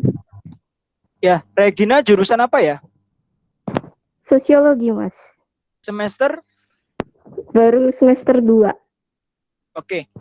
Terima kasih pertanyaannya. Ini pertanyaan yang bagus. Jadi gini, saya tadi sudah di awal menyampaikan bahwa bagaimana sebenarnya kita harus punya keberanian dalam menulis. Jadi ketakutan yang terus dipelihara itu tidak akan pernah membuat kita merasa punya keberanian. Jadi ketakutan kalau terus teman-teman pelihara itu sampai kapanpun kalian tidak akan pernah punya perasaan keberanian. Jadi kalau bisa justru ketakutan tadi itu ya justru diatasi dengan cara apa? Ini caranya kalau tentang menulis esai, caranya paling mudah itu biasanya kalian ikut ke senior-senior yang ingin lomba.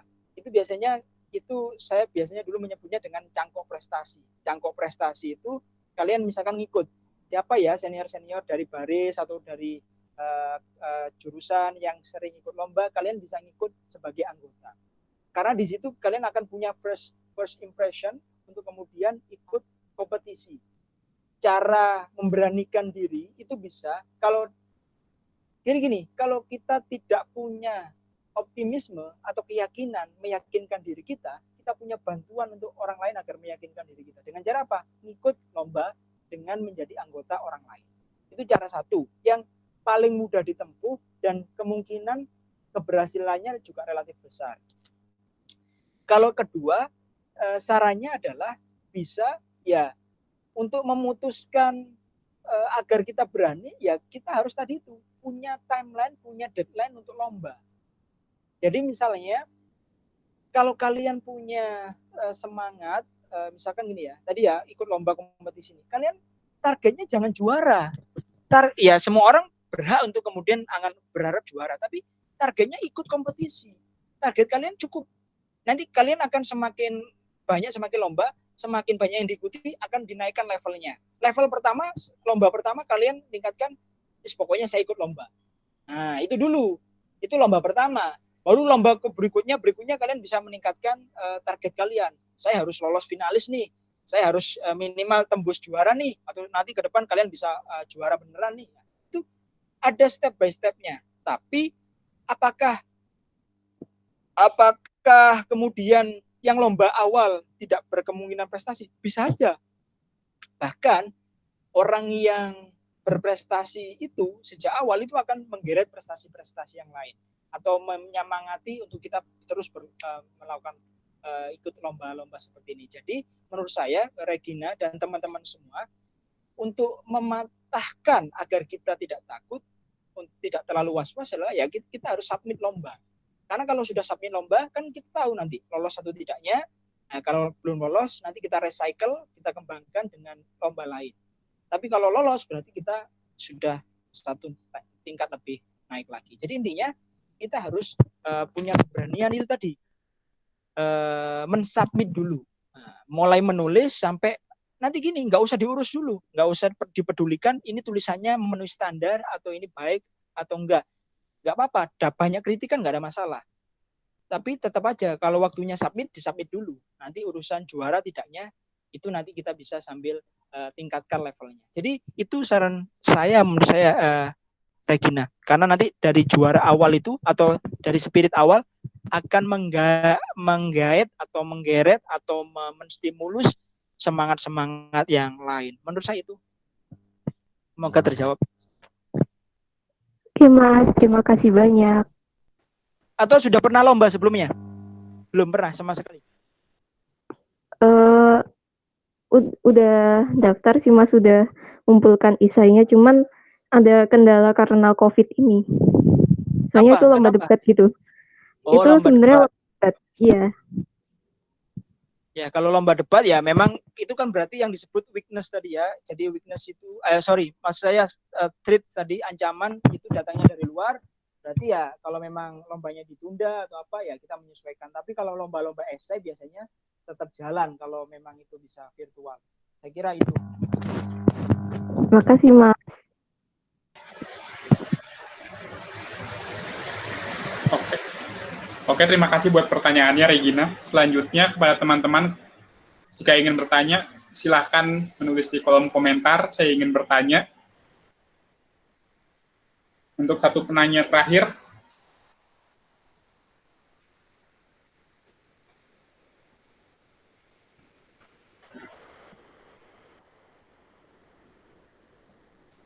dari Anissa Salsabila.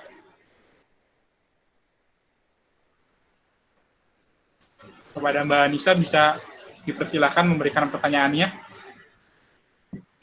Iya, terima kasih atas waktunya dan kesempatannya. Selamat siang teman-teman dan Mas Ferdi. Yang ingin saya tanyakan itu, Mas, kemarin kan saya sama tim saya kan sempat ikut lomba esai.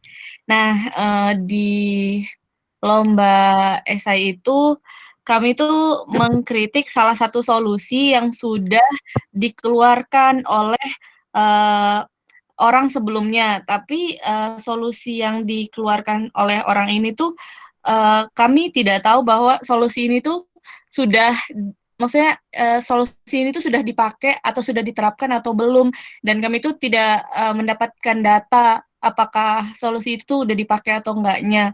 Nah, apakah benar kami mengkritik atau kayak iya, apakah benar kami mengkritik sebuah solusi yang sudah ada, tapi kami tuh belum tahu gitu loh, apakah solusi itu sudah digunakan atau belum. Demikian, Mas. Terima kasih.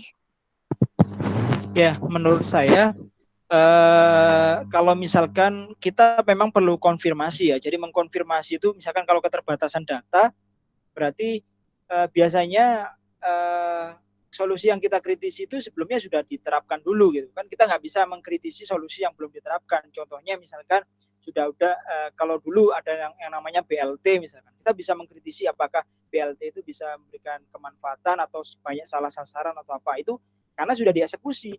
Kalau itu masih berupa program dan belum dieksekusi, kita belum bisa relatif bisa kritisi. Tapi malahan kita bisa semacam kasih gambaran, kalau memang kita pro ya kita kasih dukungan malah. Kalau kita malah enggak, ya malah kita ini aja sifatnya semacam antisipasi. Jadi misalkan kalau solusi ini yang diberikan, hemat kami atau misalkan dari analisis yang sudah kalian buat, itu justru akan relatif seperti ini. Nggak apa-apa, dampak-dampak peluang-peluang dampak yang akan terjadi bisa diprediksi. Nah, itu boleh tetap dikritisi. Jadi kalau solusinya sudah ada dan sudah diterapkan, kita lebih clear mengkritisinya. Mengkritisinya dengan dua hal, kritisi solusinya dan kritisi implementasinya. Tapi kalau solusi ini belum diimplementasi, kita cukup apakah kita mendukung atau kita malah agak mengkritik dengan cara prediksi-prediksi yang akan terjadi. Misalnya kalau ini diterapkan justru akan memperlemah apa misalkan. Nah, itu boleh. Jadi daya kritisnya tetap bisa tetap kita munculkan dengan situasi apapun. Kalau keterbatasan data, Mas, ini kita belum menemukan data spesifiknya. Ini solusinya sudah sampai level apa. Jadi cukup kalau memang kita nggak punya akses data lebih, cukup kita berarti cukup saja. Ini kemungkinan solusi ini akan bermuara kemana. Itu boleh kita prediksi sendiri, nggak ada masalah. Tapi yang jelas harus kita pastikan bahwa program itu ada atau gagasan itu pernah ada. Jadi kalau itu belum pernah ada ya kita nggak bisa kritisi. Tapi kalau itu sudah pernah ada, pernah dimunculkan siapa atau pernah digagas tokoh tertentu, itu boleh tetap kita kritisi. Itu menurut saya menjawab itu tadi. Jadi menurut saya kalian bisa tetap mengkritisi apapun sepanjang itu pernah muncul. Misalkan memunculkan kartu prakerja. Ini masih gagasan atau sudah dieksekusi, kalian bisa kritisi. Kalau dikritisi sejauh mana implementasinya, kalau memang sudah dijalankan. Kalau belum, berarti kemungkinan kartu prakerja ini akan orientasinya apa. Kalian bisa kasih semacam prediksi-prediksi. Itu menurut saya jawabannya. Berarti jadi kayak kita tuh kritisi kelemahannya sembari kita tuh kayak lebih menonjolkan solusi baru yang kami tawarkan gitu ya, Mas? Iya, ujungnya memang seperti itu. Jadi ujungnya memang kita mengkritisi kelemahan lain untuk kemudian membuat ide kita terangkat. Ini bukan berarti kita menjelekkan yang lain kemudian agar kita naik, bukan. Ini bermaksud dalam artian kita ide kita itu biar dianggap penting kalau memberikan evaluasi atas ide yang sudah ada sebelumnya. Jadi nanti kita sampaikan bahwa poin-poin kelemahannya itu di mana. Oh, kekhawatirannya itu apa, prediksinya apa. Nah, kalau punya kalian diterapkan, maka ini bisa memangkas kelemahan-kelemahan itu tadi. Menurut saya itu. Baik, Mas Ferdi, terima kasih atas jawabannya. Ya. Oke, selanjutnya untuk satu penanya terakhir. Ya, boleh. Berhubung sisa waktu 5 menit lagi, dari Muhammad Adzari Anzar. Silakan. Dipersilakan untuk memberikan pertanyaannya. Silakan. Selamat siang, Mas. Ya, siang, Azhar. Jadi gini, Mas, saya mau bertanya. Tadi kalau melihat dari... Boleh diperkenalkan dulu dari mana, jurusan apa, semester berapa? Saya Muhammad Adzari Anzar dari HI, Hubungan Internasional. Semester berapa? Harusnya semester 2, cuma saya lagi ambil cuti sekarang. Oke. Ya. Jadi gini, Mas, kalau melihat dari penjelasannya Mas tadi, itu lebih kepada kiat-kiat kita menulis yang baik sehingga mendapatkan peluang untuk meraih juara. Itu yang pada akhirnya menjelaskan maksud pernyataan Mas di awal, ya ini berprestasi dari rumah. Tapi di sini saya lebih menilik kepada berkarya dari rumah. Dan yang saya harapkan tidak hanya selama COVID aja, setelah COVID di mana saja kita berada kita tetap berkarya. Saya ingin meminta pandangannya Mas, apakah masih menjadi penting berkarya secara konsisten selain dari tugas-tugas kuliah ataupun lomba-lomba yang kita ikutin? Apakah itu masih menjadi penting? Seperti itu. Contoh kayak misalnya kita dapat inspirasi dari realita, terus kita membuat sebuah tulisan secara konsisten. Apakah itu masih menjadi penting ketika itu selain dari tugas-tugas kuliah dan lomba-lomba? Itu pertanyaan pertama. Yang kedua adalah ketika kita memutuskan untuk berkarya secara konsisten apapun itu, baik itu karya populer, karya ilmiah, atau yang lain-lain, ketika kita sudah punya tumpukan karya-karya kita harus diapakan? Kalau menurut pandangan Mas, alangkah baiknya diapakan? Apakah kita simpan saja, ataukah dipublikasikan, ataukah diarahkan kepada percetakan, atau yang lain-lain? Mungkin itu 2 pertanyaan dari saya, Mas. Terima kasih. Oke, terima kasih pertanyaannya, Azhar. Bagus sekali pertanyaannya. Terima kasih. Jadi seperti ini. Berkarya itu memang perlu konsisten ya. Jadi berkarya itu perlu konsisten. Tidak harus misalkan memang orientasinya semua tidak harus lomba. Tapi lomba itu dalam rangka untuk mengukur sejauh mana kita bisa setiap aktivitas lomba itu punya evaluasi. Kalau kita tidak pernah ikut lomba, kita tidak bisa mengevaluasi diri kita. Kita tidak bisa punya prestasi juga. Tuh, Mas, kan bisa aja kita berprestasi dengan cara yang bisa. Cuma kita harus pahamlah prestasi itu ada semacam apa istilahnya ukurannya juga. Contohnya kita ini fair saja ya di Indonesia.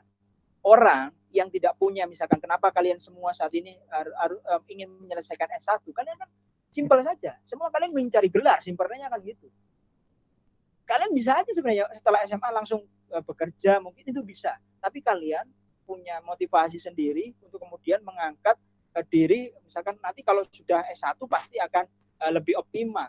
Itu sama dengan kita berprestasi di dalam karya menulis. Kalau kita nanti bisa juara, kalian ini bukan dalam rangka mengerja sertifikat ya, bukan. Sertifikat itu memang hanya bukti empiris untuk kita kemudian kita jadikan sebagai bukti bahwa kita pernah berkarya. Tapi kerja nyata juga harus real. Misalkan kita bermanfaat, misalkan sekarang masa COVID kita bermanfaat bagi orang lain, walaupun nggak ada sertifikatnya tetap jalan bermanfaat. Jadi kita harus menyelesaikan urusan akademik, urusan prestasi harus tetap dengan evaluasi-evaluasi yang jelas. Contohnya lomba, kalian misalkan nanti ujungnya bisa berprestasi, kalian akan misalkan nanti bisa diarahkan mendapatkan beasiswa, itu standar normal. Tapi kalau nanti Mas, kita bisa nggak secara konsisten nggak harus masa COVID ini berkarya? Wajib. Bahkan ini belum saya lakukan ya, teman saya, dia setiap hari menulis. Nah, tulisannya itu ditaruh di blognya. Apapun yang ada, yang dia pikirkan, ditulis.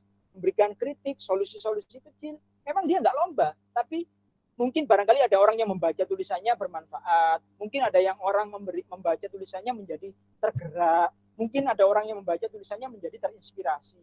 Boleh, itu bagus. Nah, maksud saya yang lomba menulis esai ini agar kalian itu punya semacam evaluasi. Oh, kalian lomba tahun ini lombanya apa saja? Kalian sudah berprestasi apa saja? Kalau kalian mengirim di blog kan kalian nggak bisa mengevaluasi. Evaluasinya ya pokoknya konsisten aja menulisnya. Kalau tiap hari nulis, ini loh tulisan saya. Tapi kan ujungnya harus tetap prestasi itu dinilai dari output yang dihasilkan. Itu jawaban untuk pertanyaan satu. Jadi menurut saya apapun situasinya, mumpung sekarang lagi pandemi seperti ini, harus kita gini, di masa yang krisis seperti ini kita bisa cari berkahnya, nggak hanya negatifnya ya, berkahnya apa. Jadi kita mungkin lebih punya keluasan waktu, kelonggaran waktu, kita bisa optimalkan teman-teman. Jadi berkarya itu dari rumah, dari kos, dari tempat apapun. Jadi dari ukuran kos kalian yang kecil, misalkan 3 meter kali berapa, kalian bisa mengirimkan gagasan-gagasan besar. Jadi cukup mengontrol, memberikan kontribusi, sumbangsi pemikiran untuk Indonesia dari kos kalian. Kirim saja karya-karya itu. Tulis, dikirim di opini mana, media mana, itu akan menyumbang inspirasi untuk Indonesia. Itu jawaban untuk yang soal, maaf, untuk pertanyaan pertama. Untuk pertanyaan yang kedua, jawabannya gini, Mas, kalau sudah lomba nanti, ujungnya ini apa? Apakah nanti dibukukan atau apa? Saya saat ini sedang proses membukukan karya-karya tulis saya. Memang lebih bagus seperti itu. Jadi kalau kalian nanti sudah punya lombanya banyak, itu bisa diakumulasi. Jejak prestasi seorang Azhar misalkan. Itu bisa. Inspirasi kebaikan selama menjadi mahasiswa.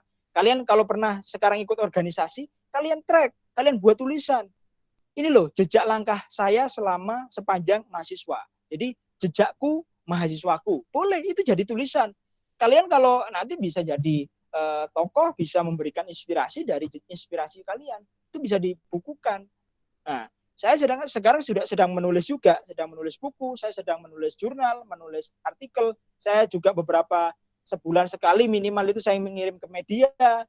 Saya tetap belajar istiqomah, walaupun kadang juga nggak berhasil, misalkan karena mungkin aktivitas-aktivitas yang lain belum bisa dikondisikan. Tapi menurut saya masih punya spirit untuk itu. Maka dari itu, mumpung teman-teman sekarang masih semester 2, ayo kita semua berprestasi sejak dini, sejak masa awal kuliah. Jadi kalau kalian nanti baru terpikiran berprestasi sudah mau jelang skripsi, ya agak terlambat. Karena nanti beda loh ya, status mahasiswa dengan sudah selesai itu beda.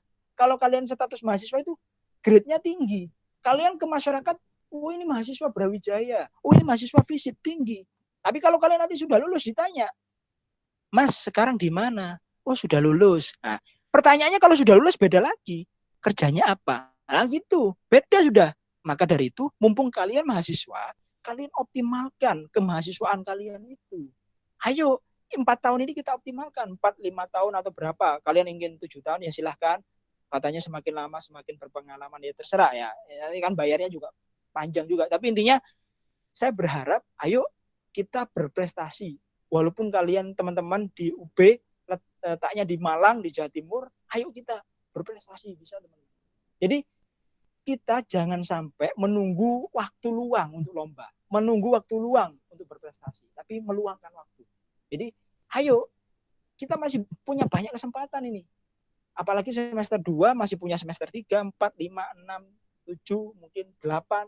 Ini saatnya. Kalau teman-teman sudah magang, skripsi, minimal detik-detik terakhir itu bisa lah dimanfaatkan apa yang bermanfaat, masih bisa. Jadi ayo teman-teman semua kita bisa berprestasi dari rumah, seperti yang hashtag teman-teman baris, juga hashtag saya, berkarya from home, berprestasi from home.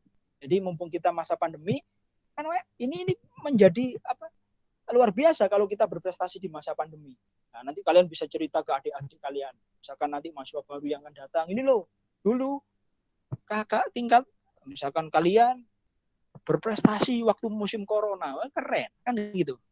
Masih musim corona masih bisa meluangkan waktu untuk semangat berprestasi. Mungkin itu silahkan kalau masih ada yang perlu ditanyakan.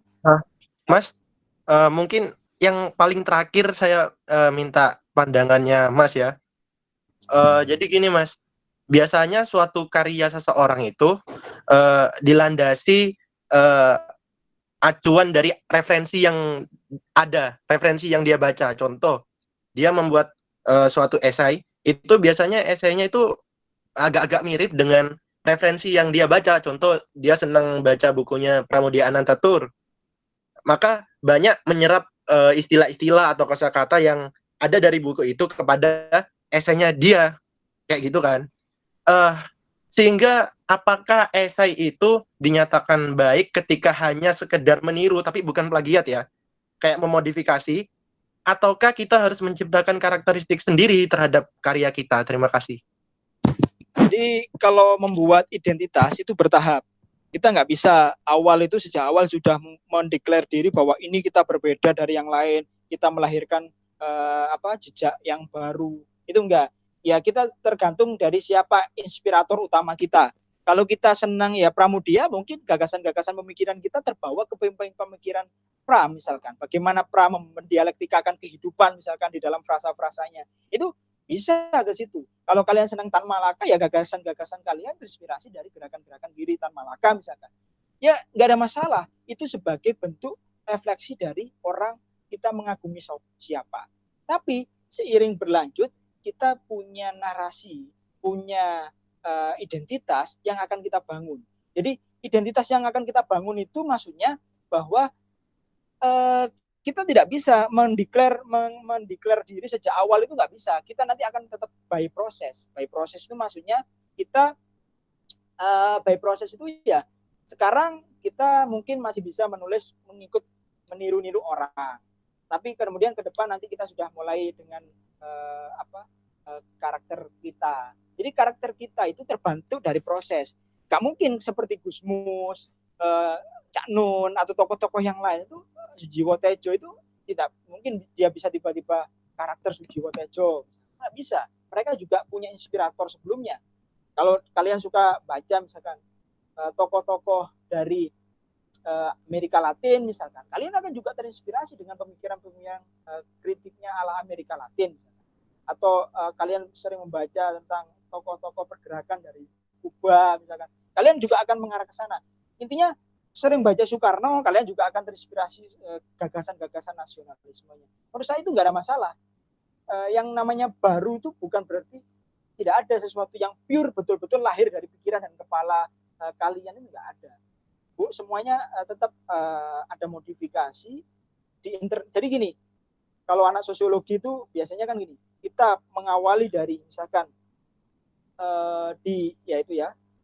diinternalisasi. Jadi kalau sudah mengawal itu ada proses internalisasi, terus kemudian nanti sampai pada akhirnya ke tahap pada objektifikasi. Jadi sesuatu itu kita internalisasi semua, dari mana, nanti akan membentuk pola pikir dan pola sikap kita. Apa kita mau jadi sosok apa?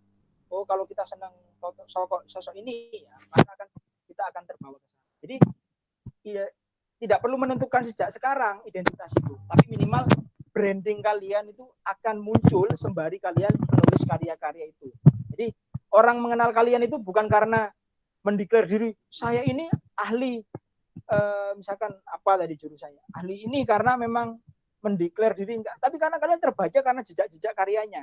Oh iya pernah nulis ini, oh iya pernah nulis ini, oh iya pernah membuat buku ini, oh iya pernah mengisi tentang ini. Nah itu kalian yang mengenali identitas kalian itu, yang nyebut tetap orang lain, bukan kita mendeklar saya adalah seorang apa misalkan. Enggak, tapi orang lain yang akan menilai. Jadi nanti tetap berproses saja, tetap semangat itu. Saya kira itu. Oke, makasih Mas. Terima kasih atas penjelasannya. Ya, siap, semangat. Ya, terima kasih buat Mas Ferdi atas jawabannya dan juga untuk materinya yang sangat begitu hebat dan luar biasa tentunya. Oke, selanjutnya bagi teman-teman yang ingin mengikuti lomba esai dalam bulan ini bisa melihat info lomba-lomba esai terbaru di Instagram Baris. Bisa dicek di sana, ada namanya kalender lomba. Nah, di sana isinya itu info-info mengenai lomba yang ada di bulan ini. Jangan lupa di-follow juga Instagram Barisnya. Dan selanjutnya saya akan menemukan beberapa kata yang cukup menarik. Mengutip dari kata Mas Ferdi, solusi lomba bukanlah menunggu waktu luang, tetapi meluangkan waktu.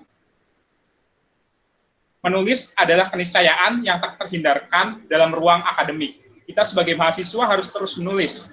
Mengutip dari ungkapan Pramudia Anantatur, orang boleh pandai setinggi langit, tapi selama ia tak menulis, ia akan hilang di dalam masyarakat dan dari sejarah. Maka menulislah, karena dengan menulis, kita akan mengukir keabadian.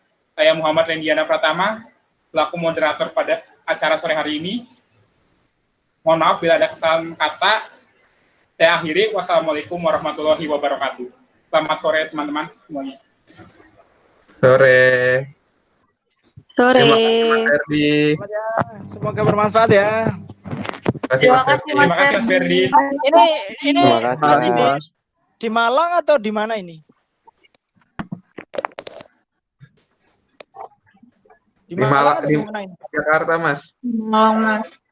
Udah banyak yang pulang juga, Mas. Jakarta Mas, pulang. Di mana? Lagi di mana? Di Jakarta Mas. Loh, ada yang di Jakarta? Di Apa Tegal, di Mas. Jakarta? Hah? Di Malang, Mas. Di Jakarta Timur Mas. Di Tegal, Mas. Jawa Tengah. Iya. Kalau di Jakarta sama, berarti saya di Jakarta Pusat ini. Udah lockdown, udah PSBB Mas. Ya, sudah PSBB. Sudah ini sampai sebelum puasa. Nanti nggak tahu kalau memang diperpanjang ya. Ini. Iya Mas. Nah, itulah semangat semua pokoknya. Terima kasih ya Mas. Oke. Terima kasih. Ini sudah berakhir atau apa? Mau diskusi apa? Sudah kan? Sudah Mas. Sudah Mas, sudah berakhir. Ya, saya tunggu pokoknya teman-teman ikut lomba esai. Nanti nggak apa-apa, kita bisa diskusi teman-teman. Nanti kita adakan forum seperti ini, diskusi lomba boleh. Misalkan ada yang sudah mengirim, nanti kita sebelum disubmit kita bisa diskusikan apa yang kurang atau yang ini. Tapi intinya pokoknya harus ikut lomba dulu lah. Kalian harus punya first impression untuk lomba. Nah, itu. Siap, Mas. Siap, Mas. Jangan pernah nunggu ini. Pokoknya nanti kalau saya sudah siap aja, nggak ada lomba itu, nggak ada yang siap. Kita semua nggak siap untuk lomba. Tapi lomba itu kita siapkan. Oke, siap Mas. Nah, jadi kita nggak ada nunggu kapan siap, tapi lomba kita siapkan. Oke, semoga bermanfaat. Saya izin live ya. Semoga ini bermanfaat untuk teman-teman semua. Saya akan lanjut untuk ini. Terima kasih, Mas. Terima kasih Mas Ferdi. Terima kasih, Mas. Untuk baris ketua pelaksana, ketua umum, semuanya semangat. Terima kasih, Mas. Terima kasih Mas.